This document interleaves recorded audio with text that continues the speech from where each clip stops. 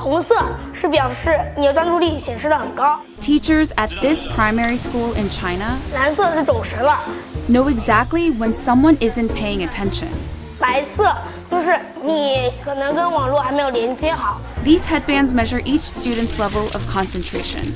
The information is then directly sent to the teacher's computer and to parents. China has big plans to become a global leader in artificial intelligence. It has enabled a cashless economy where people make purchases with their faces. A giant network of surveillance cameras with facial recognition helps police monitor citizens.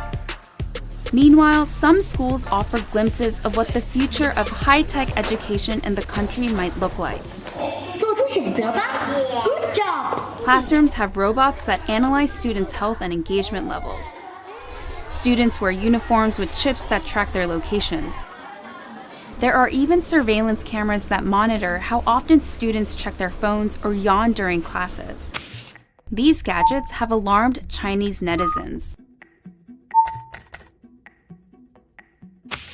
But schools say it wasn't hard for them getting parental consent to enroll kids into what is one of the world's largest experiments in AI education. A program that's supposed to boost students' grades while also feeding powerful algorithms. 为了就是国家的这个研究呀、发展呀，我觉得是没有问题的。 The government has poured billions of dollars into the project, bringing together tech giants, startups, and schools. We got exclusive access to a primary school a few hours outside of Shanghai. 同学们早上好。 To see firsthand how AI tech is being used in the classroom. For this 5th grade class, the day begins with putting on a brainwave sensing gadget. Students then practice meditating. 现在想象我们眉心有一点柔和的光芒绽放。 The device is made in China and has 3 electrodes, 2 behind the ears and 1 on the forehead. These sensors pick up electrical signals sent by neurons in the brain. The neural data is then sent in real time to the teacher's computer. So while students are solving math problems, a teacher can quickly find out who's paying attention and who's not. 说明这段时间他是有点在那走神的。 A report is then generated that shows how well the class was paying attention. It even details each student's concentration level at 10-minute intervals. It's then sent to a chat group for parents. 就是他可以看到每个人的评分。 The reports are detailed, but whether these devices really work and what they exactly measure isn't as clear.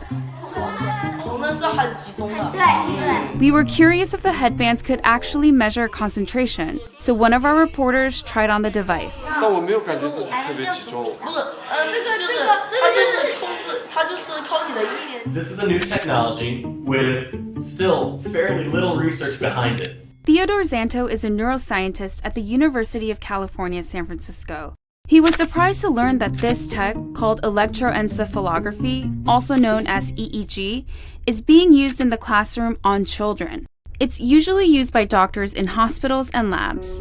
EEG is very susceptible to artifacts. And so if you are itchy or just a little fidgety, or the EEG wasn't set up properly so that the electrodes didn't have a good contact, affects the signal. Despite the chances for false readings, teachers told us the headbands have forced students to become more disciplined. 上课回答我的问题，就是他们的声音会比平常更响亮。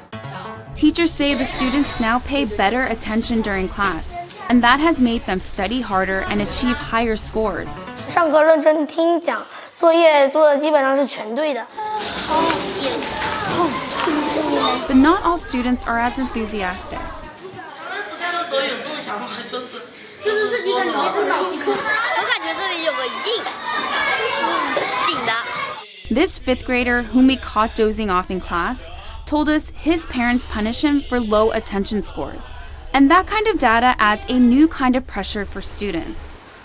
想啊，如果在一次考试全班人都考了95分以上，就你考了一个85，你会不会感觉你有一种 Companies we interviewed said the data can go to government-funded research projects.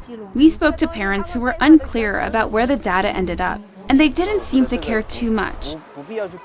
Santos says there's likely no privacy protection at all. In a classroom, if you're trying to make an assessment of an individual student, you really can't anonymize it.